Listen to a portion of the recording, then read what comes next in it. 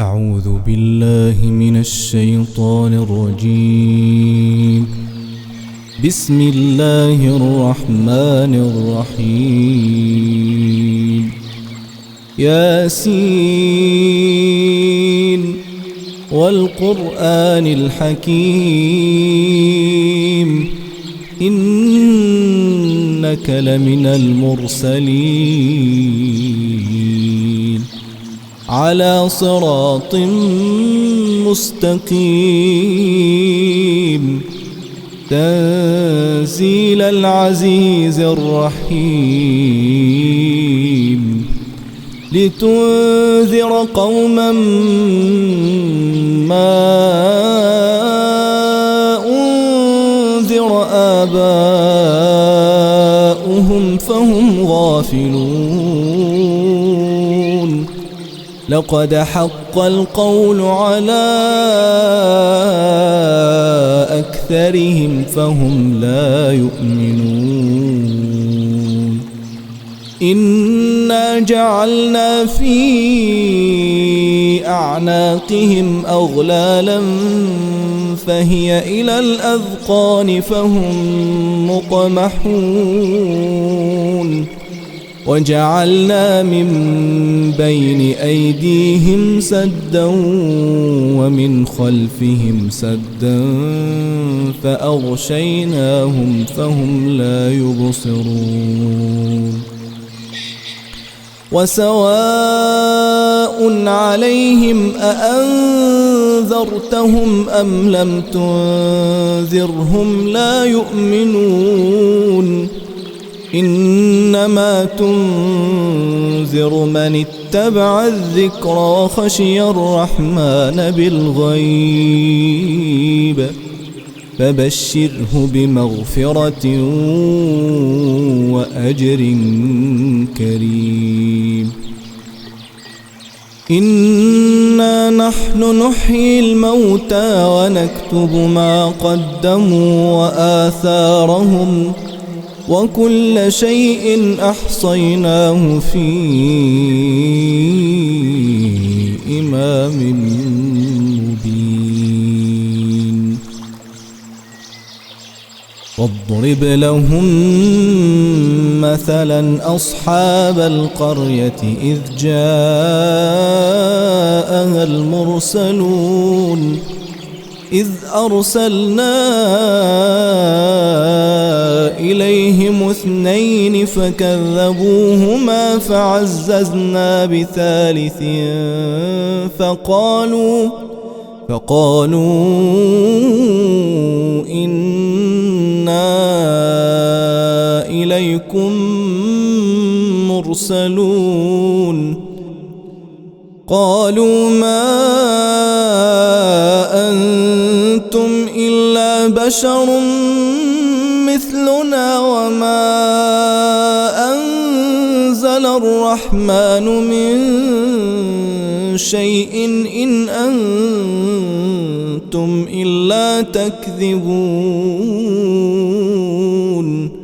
قالوا ربنا يعلم إنا إليكم لمرسلون وما علينا إلا البلاغ المبين. قالوا إنا تطيرنا بكم لئن لم تنتهوا لنرجمنكم وليمسنكم منا عذاب أليم. قالوا طائركم معكم أئن ذكرتم بل أنتم قوم مسرفون. وجاء من أقصى المدينة رجل يسعى قال يا قوم اتبعوا المرسلين اتبعوا من لا يسألكم أجرا وهم مهتدون وما لي لا أعبد الذي فطرني وإليه ترجعون أأتخذ من دونه آلهة إن يردني الرحمن بضر لا تغن عني شفاعتهم شيئا ولا ينقذون إني إذا لفي ضلال مبين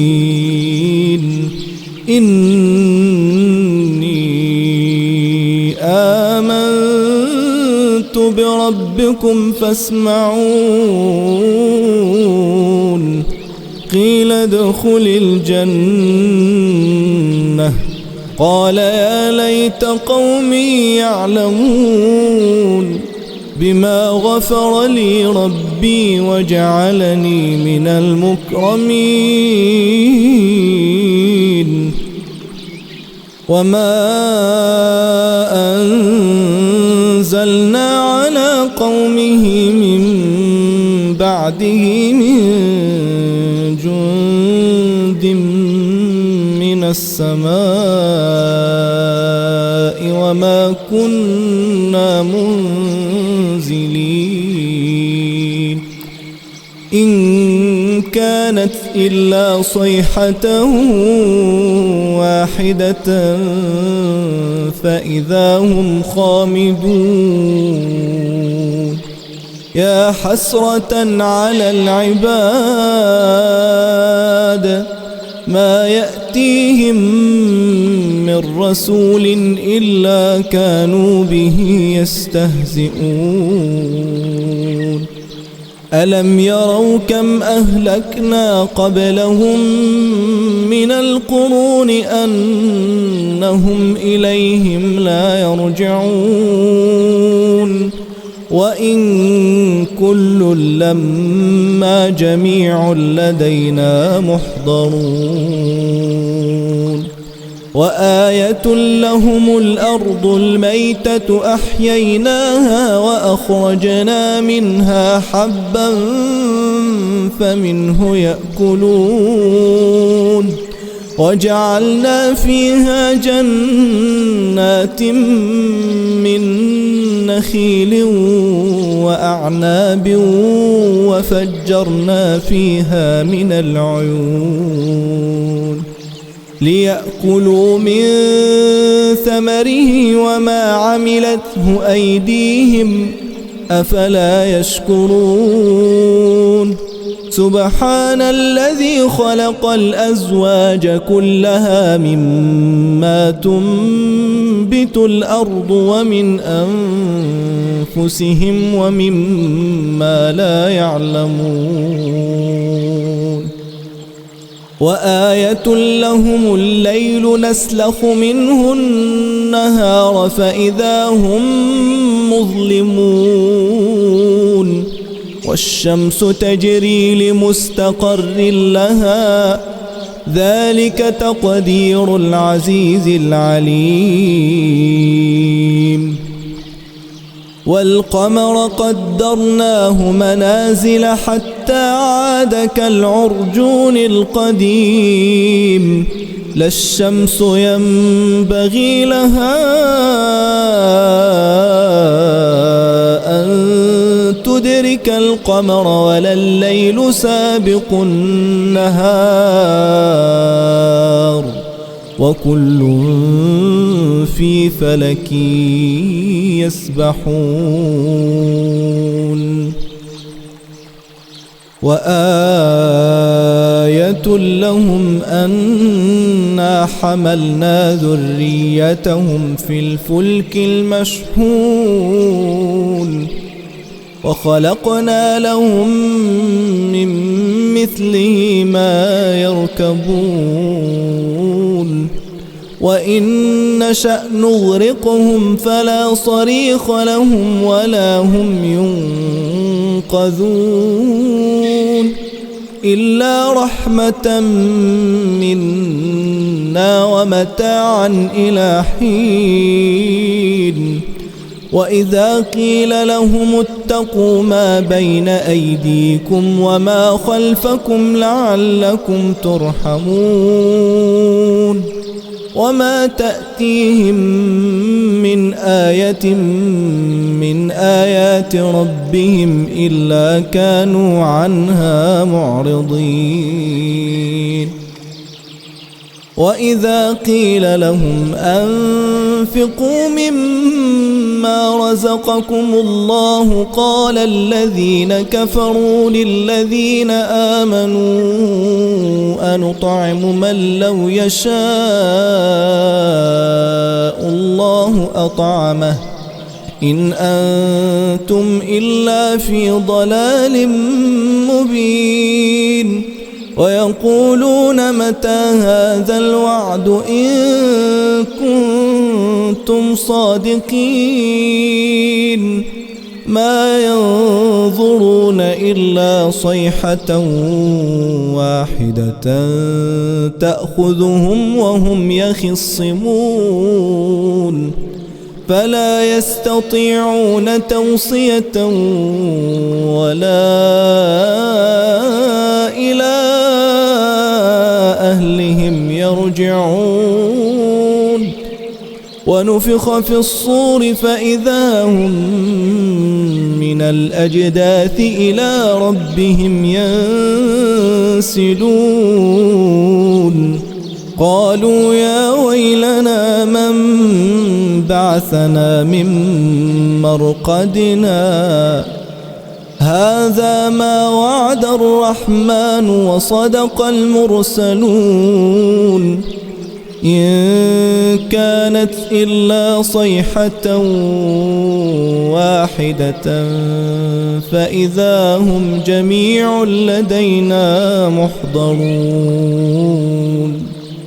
فاليوم لا تظلم نفس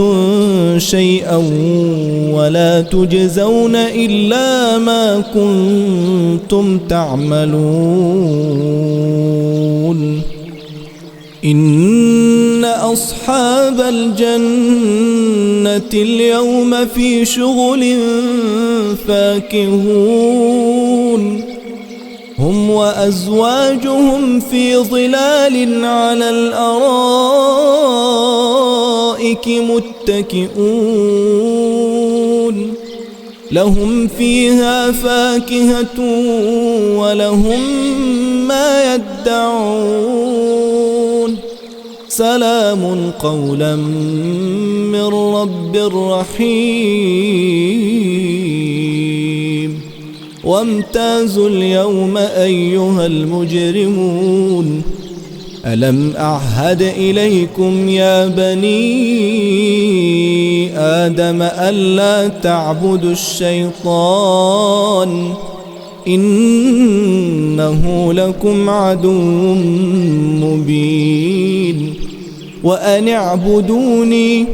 هذا صراط مستقيم ولقد أضل منكم جبلا كثيرا أفلم تكونوا تعقلون هذه جهنم التي كنتم توعدون اصلوها اليوم بما كنتم تكفرون اليوم نختم على أفواههم وتكلمنا أيديهم وتشهد أرجلهم بما كانوا يكسبون ولو نشاء لطمسنا على أعينهم فاستبقوا الصراط فأنى يبصرون ولو نشاء لمسخناهم على مكانتهم فما استطاعوا مضيا ولا يرجعون ومن نعمره ننكسه في الخلق أفلا يعقلون وما علمناه الشعر وما ينبغي له إن هو إلا ذكر وقرآن مبين لتنذر من كان حيا ويحق القول على الكافرين أولم يروا أنا خلقنا لهم مما عملت أيدينا أنعاما فهم لها مالكون وذللناها لهم فمنها ركوبهم ومنها يأكلون ولهم فيها منافع ومشارب أفلا يشكرون واتخذوا من دون الله آلهة لعلهم ينصرون لا يستطيعون نصرهم وهم لهم جند محضرون فلا يحزنك قولهم إنا نعلم ما يسرون وما يعلنون أولم ير الإنسان أنا خلقناه من نطفة فإذا هو خصيم مبين وضرب لنا مثلا ونسي خلقه قال من يحيي العظام وهي رميم قل يحييها الذي أنشأها أول مرة وهو بكل خلق عليم الذي جعل لكم من الشجر الأخضر نارا فإذا أنتم منه توقدون أوليس الذي خلق السماوات والأرض بقادر على أن يخلق مثلهم بلى وهو الخلاق العليم إنما أمره إذا أراد شيئا أن يقول له كن فيكون فسبحان الذي بيده ملكوت كل شيء وإليه ترجعون بسم الله الرحمن الرحيم الرحمن علم القرآن خلق الإنسان علمه البيان الشمس والقمر بحسبان والنجم والشجر يسجدان والسماء رفعها ووضع الميزان ألا تطغوا في الميزان وأقيموا الوزن بالقسط ولا تخسروا الميزان والأرض وضعها للأنام فيها فاكهة والنخل ذات الأكمام والحب ذو العصف والريحان فبأي آلاء ربكما تكذبان خلق الإنسان من صلصال كالفخار وخلق الجان من مارج من نار فبأي آلاء ربكما تكذبان رب المشرقين ورب المغربين فبأي آلاء ربكما تكذبان مرج البحرين يلتقيان بينهما برزخ لا يبغيان فبأي آلاء ربكما تكذبان يخرج منهما اللؤلؤ والمرجان فبأي آلاء ربكما تكذبان وله الجوار المنشآت في البحر كالأعلام فبأي آلاء ربكما تكذبان كل من عليها فان ويبقى وجه ربك ذو الجلال والإكرام فبأي آلاء ربكما تكذبان يسأله من في السماوات والأرض كل يوم هو في شأن فبأي آلاء ربكما تكذبان سنفرغ لكم أيها الثقلان فبأي آلاء ربكما تكذبان يا معشر الجن والإنس إن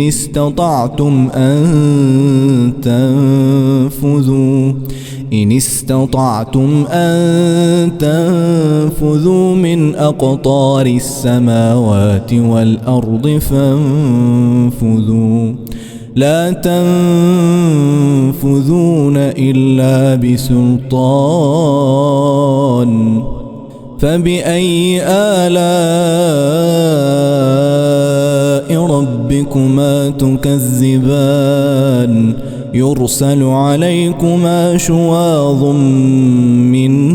نار ونحاس فلا تنتصران فبأي آلاء ربكما تكذبان فإذا انشقت السماء فكانت وردة كالدهان فبأي آلاء ربكما تكذبان فيومئذ لا يسأل عن ذنبه إنس ولا جان فبأي آلاء ربكما تكذبان يعرف المجرمون بسيماهم فيؤخذ بالنواصي والأقدام فبأي آلاء ربكما تكذبان هذه جهنم التي يكذب بها المجرمون يطوفون بينها وبين حميم آن فبأي آلاء ربكما تكذبان ولمن خاف مقام ربه جنتان فبأي آلاء ربكما تكذبان ذواتا أفنان فبأي آلاء ربكما تكذبان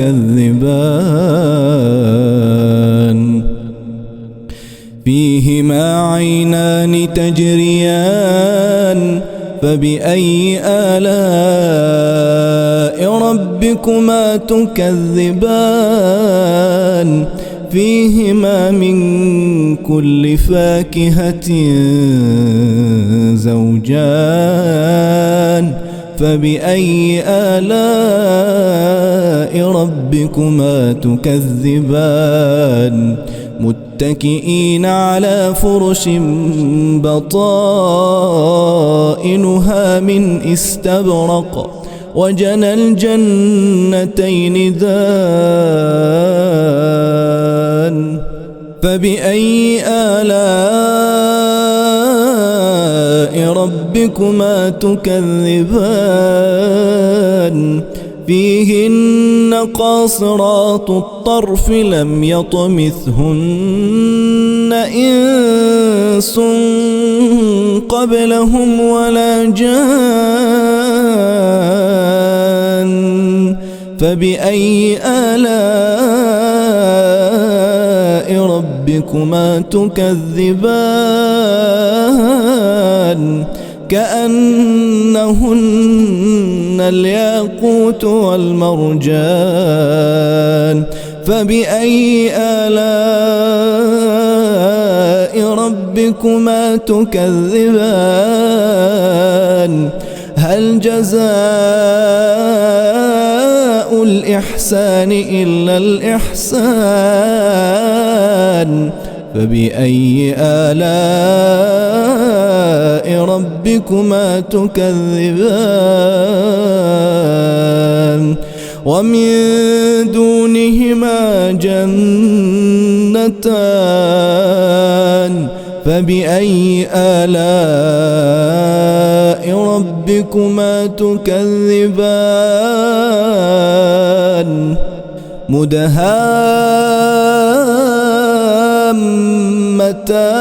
مدهامتان فبأي آلاء ربكما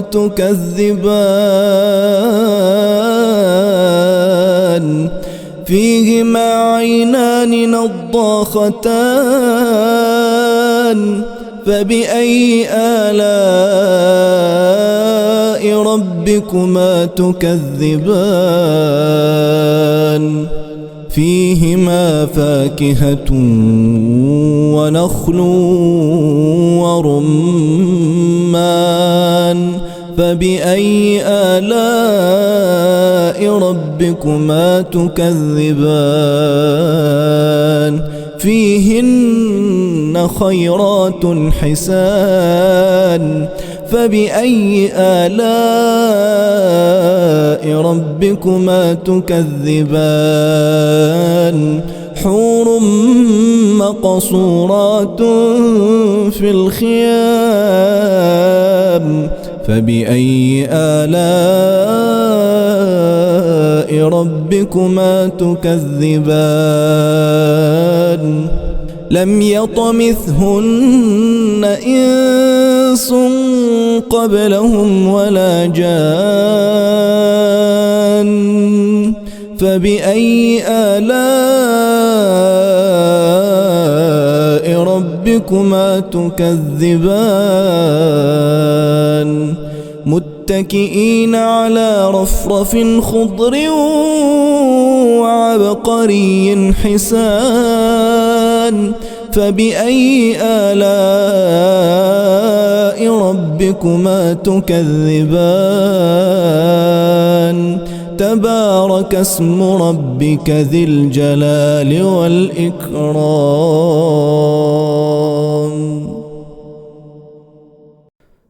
بسم الله الرحمن الرحيم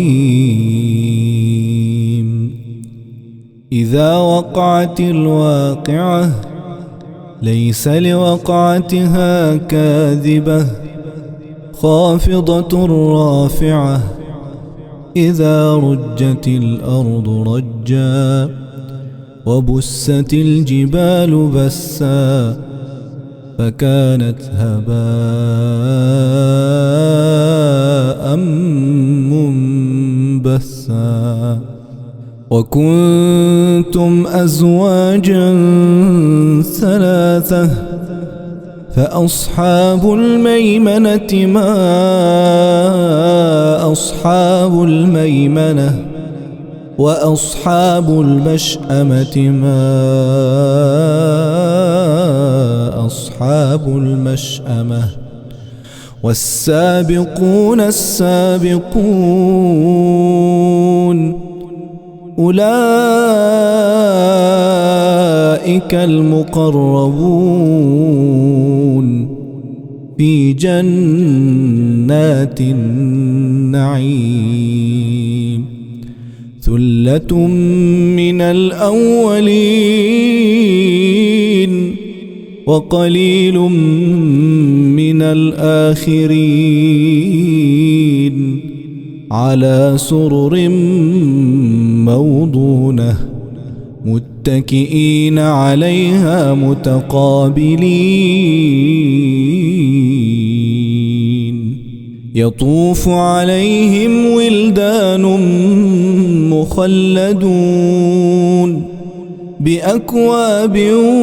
وأباريق وكأس من معين لا يصدعون عنها ولا ينزفون وفاكهة مما يتخيرون ولحم طير مما يشتهون وحور عين كأمثال اللؤلؤ المكنون جزاء بما كانوا يعملون لا يسمعون فيها لغوا ولا تأثيما إلا قيلا سلاما سلاما وأصحاب اليمين ما أصحاب اليمين في سدر مخضود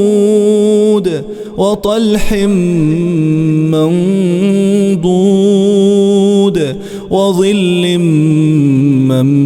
ممدود وماء مسكوب وفاكهة كثيرة لا مقطوعة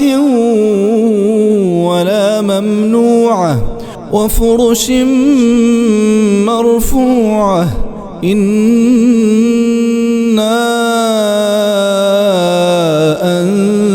أنشأناهن إنشاء فجعلناهن أبكارا عربا أترابا لأصحاب اليمين ثلة من الأولين وثلة من الآخرين وأصحاب الشمال ما أصحاب الشمال في سموم وحميم وظل من يحموم لا بارد ولا كريم إنهم كانوا قبل ذلك مترفين وكانوا يصرون على الحنث العظيم وكانوا يقولون أإذا متنا وكنا ترابا وعظاما أإنا لمبعوثون أو آباؤنا الأولون قل إن الأولين والآخرين لمجموعون إلى ميقات يوم معلوم ثم إنكم أيها الضالون المكذبون لآكلون من شجر من زقوم فمالئون منها البطون فشاربون عليه من الحميم فشاربون شرب الهيم هذا نزلهم يوم الدين نحن خلقناكم فلولا تصدقون أفرأيتم ما تمنون أأنتم تخلقونه أم نحن الخالقون نحن قدرنا بينكم الموت وما نحن بمسبوقين على أن نبدل أمثالكم وننشئكم فيما لا تعلمون ولقد علمتم النشأة الأولى فلولا تذكرون أفرأيتم ما تحرثون أأنتم تزرعونه أم نحن الزارعون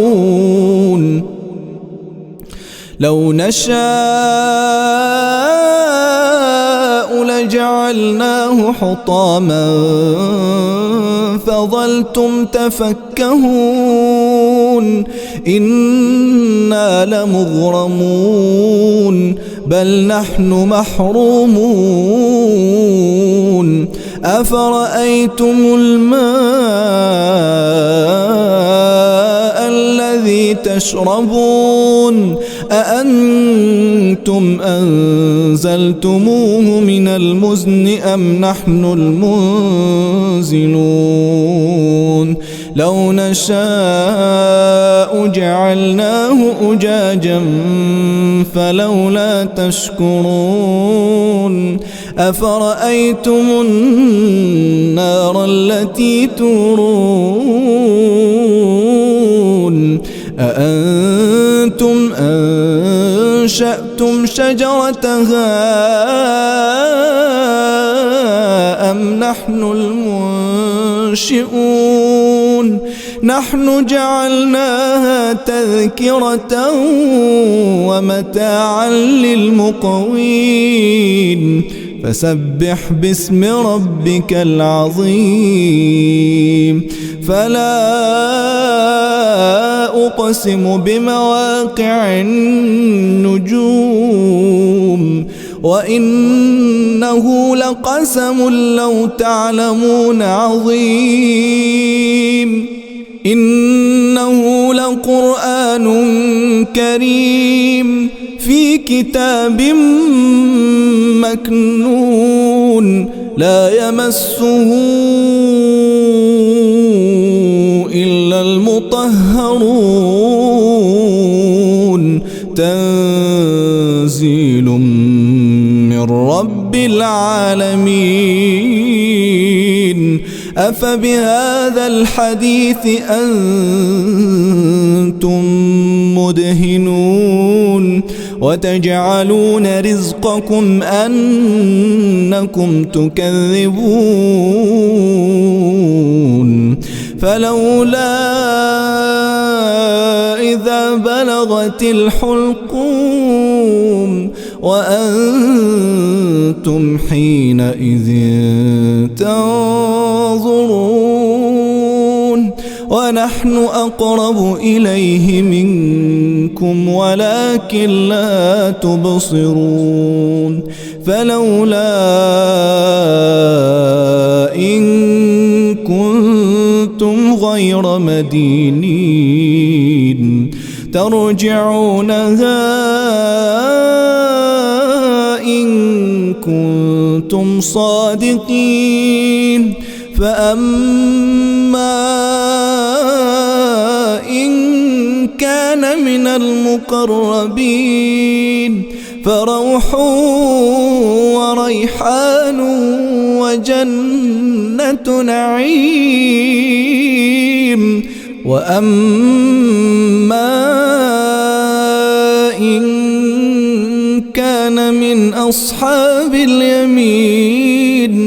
فسلام لك من أصحاب اليمين وأما إن كان من المكذبين الضالين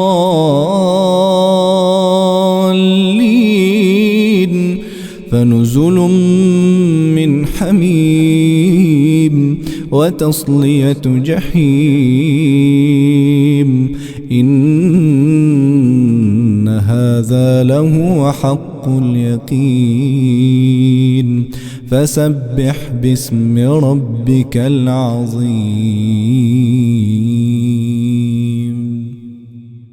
بسم الله الرحمن الرحيم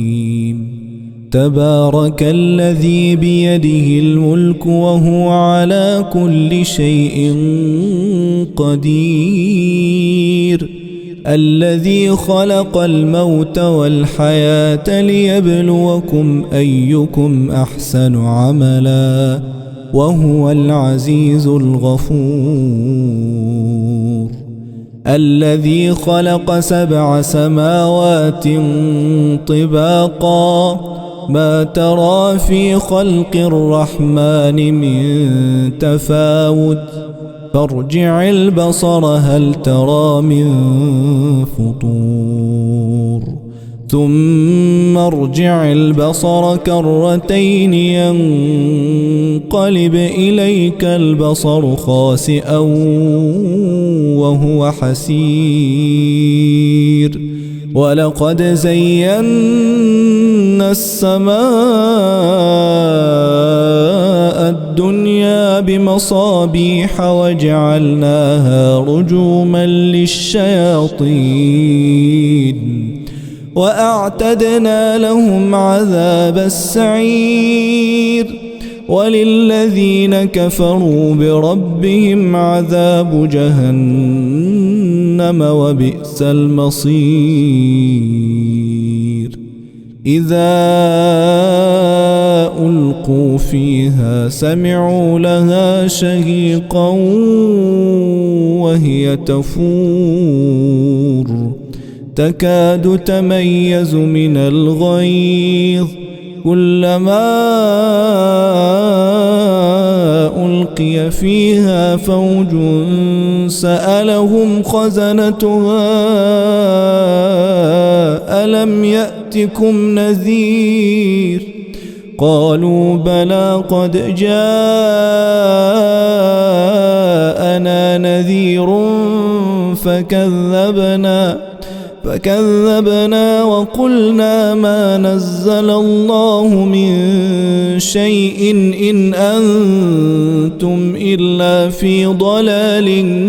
كبير وقالوا لو كنا نسمع أو نعقل ما كنا في أصحاب السعير فاعترفوا بذنبهم فسحقا لأصحاب السعير إن الذين يخشون ربهم بالغيب لهم مغفرة وأجر كبير وأسروا قولكم أو اجهروا به إنه عليم بذات الصدور ألا يعلم من خلق وهو اللطيف الخبير هو الذي جعل لكم الأرض ذلولا فامشوا في مناكبها وكلوا من رزقه وإليه النشور أأمنتم من في السماء أن يخسف بكم الأرض فإذا هي تمور أم أمنتم من في السماء أن يرسل عليكم حاصبا فستعلمون كيف نذير ولقد كذب الذين من قبلهم فكيف كان نكير أولم يروا إلى الطير فوقهم صافات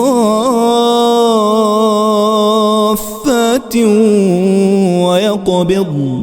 ما يمسكهن إلا الرحمن إنه بكل شيء بصير أمن هذا الذي هو جند لكم ينصركم من دون الرحمن إن الكافرون إلا في غرور أمن هذا الذي يرزقكم إن أمسك رزقه بل لجوا في عتو ونفور أفمن يمشي مكبا على وجهه أهدى أمن يمشي سويا على صراط مستقيم قل هو الذي أنشأكم وجعل لكم السمع والأبصار والأفئدة قليلا ما تشكرون هو الذي ذرأكم في الأرض وإليه تحشرون ويقولون متى هذا الوعد إن كنتم صادقين قل إنما العلم عند الله وإنما أنا نذير مبين فلما رأوه زلفة سيئت وجوه الذين كفروا وقيل هذا الذي كنتم به تدعون قل أرأيتم إن أهلكني الله ومن معي أو رحمنا فمن يجير الكافرين من عذاب أليم قل هو الرحمن آمنا به وعليه توكلنا فستعلمون من هو في ضلال مبين قل أرأيتم إن أصبح ماؤكم غورا فمن يأتيكم بماء